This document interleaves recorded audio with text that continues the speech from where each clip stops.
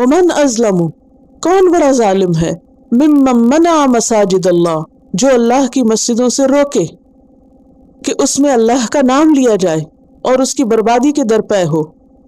اولئک، یہ لوگ، ما کان لہم، نہیں ہے ان کے لیے جائز، کیا، ان یدخلوہا، کہ وہ اس میں داخل ہوں، الا خائفین، مگر ڈرتے ہوئے. مسجد کے اندر کیسے داخل ہونا چاہیے؟ اللہ کے ڈر کے ساتھ، اللہ کا خوف دل میں ہو کہ میں اندر جا رہا ہوں، کہیں مجھ سے کوئی ایسا کام نہ ہو کہ جو اللہ کو پسند نہ آئے، یا یہ کہ میں ایسی نماز پڑھوں کہ وہ قبول ہو جائے. کہیں ایسا تو نہیں کہ میں عبادت کروں اور میری عبادت ریاکاری میں آ جائے. کیونکہ مسجد میں اگر کوئی زیادہ دیر بیٹھا رہے تو اس کے دل میں شیطان کیا ڈالنے لگتا ہے، تم تو بڑے نیک ہو، دیکھا سارے چلے گئے ہیں اور تم یہاں اکیلے بیٹھے عبادت کر رہے ہو، نفل پڑھ رہے ہو، دیکھا آج تو کسی نے سنتیں پڑھی نہیں، صرف تم ہی ہو جو سنتیں پڑھ رہے ہو اور نفل بھی پڑھ رہے ہو. تو اگر کوئی اس کو ایسا کرتے دیکھ لے تو خوش ہونے لگے. نہیں، اللہ سے ڈرنا چاہیے کہ کہیں عبادت ضائع نہ ہو جائے. اولئک ما کان لہم ان یدخلوها الا خائفین لہم فی الدنیا خزی، ان کے لیے دنیا میں بھی رسوائی ہے، ڈسگریس ہے، یہ ان کے اپنے ہاتھوں کی کمائی ہے. وَلَهُمْ فِي الْآخِرَةِ عَذَابٌ عَظِيمٌ، اور ان کے لیے آخرت میں بھی بہت بڑا عذاب ہے. تو گویا مسجدوں کو نقصان دینے والوں کے لیے دوہری سزا ہے، دنیا کی بھی اور آخرت کی بھی. سورۃ انفال میں آتا ہے وَمَا لَهُمْ أَلَّا يُعَذِّبَهُمُ اللَّهُ وَهُمْ يَصُدُّونَ عَنِ الْمَسْجِدِ الْحَرَامِ، اور اللہ ان کو عذاب کیوں نہ دے حالانکہ وہ مسجد حرام سے روکتے ہیں.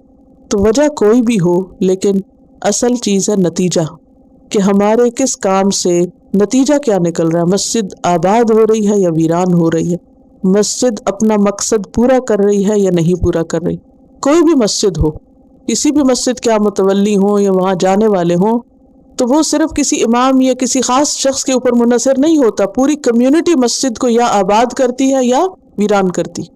آباد کرتی ہے جا کر اس کا خیال رکھ کے اس میں اصل مقصد پورا کر کے، یا ویران کرتی ہے کہ وہاں جا کے کوئی صدارت یا کرسی یا کوئی عہدہ لینے کے لیے یا کوئی خاص مقاصد پورا کرنے کے لیے، نام شہرت کمانے کے لیے. تو اس چیز کی طرف توجہ دینے کی ضرورت ہے. ایک اور چیز جو اس آیت سے انڈائریکٹلی پتہ چلتی ہے کہ گناہوں کے بھی درجے ہیں، کوئی ظالم ہوتا ہے اور کوئی اظلم ہوتا ہے. نیک کام کرنے کے بھی درجے ہوتے ہیں، کوئی کم درجے کا فضیلت والا ہوتا ہے، کوئی اس سے زیادہ، کوئی اس سے زیادہ. وَلِكُلٍّ دَرَجَاتٌ مِّمَّا عَمِلُوا، انسان جیسا عمل کرتا ہے ویسے ہی اس کو درجہ ملتا ہے، خواہ گناہ کا کام یا کوئی نیکی کا کام. چونکہ ہمارے پاس وقت کم ہے، ورنہ یہ ہے کہ مسجد کے جو آداب ہیں ان کو ہم سب کو پڑھنا چاہیے. آداب زندگی ایک کتاب ہے، یہاں بھی شاید اویلیبل ہو، گھر میں اگر رکھی ہو کہیں لے کے پہلے کی تو اسے جا کے کھولیں، مسجد کے آداب پر چیپٹر کو پڑھیں. منہاج المسلم ایک کتاب ہے، اس میں بھی ہوگا، یا کسی اور کتاب سے جو آپ کے پاس اویلیبل ہو، کیونکہ یہاں خاص طور پر خواتین کو بھی مسجد جانے کی ضرورت رہتی ہے. کہیں جانے سے پہلے اس کے ادب، آداب اور مینرز پتہ ہونے چاہیے. کہیں ایسا نہ ہو کہ ہم جائیں اور نیکی کمانے کی بجائے الٹا گناہ کما کے وہاں سے نکلیں. اور کئی لوگ تو مسجد کو ایک پکنک کی جگہ بنا لیتے ہیں، وہاں بیٹھ کے دنیا بھر کی باتیں، کبھی سو رہے ہیں، کبھی کھا رہے ہیں، کبھی ہنس رہے ہیں، کبھی کچھ، اللہ کے ذکر کے ساتھ سب کچھ ہو رہا ہے. تو یہ بھی درست نہیں.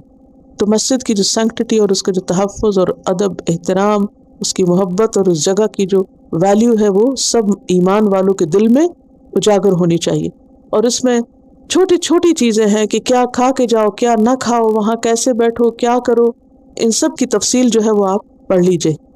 ومن أظلم ممن منع مساجد الله أن يذكر فيها اسمه وسعى في خرابها أولئك ما كان لهم أن يدخلوها إلا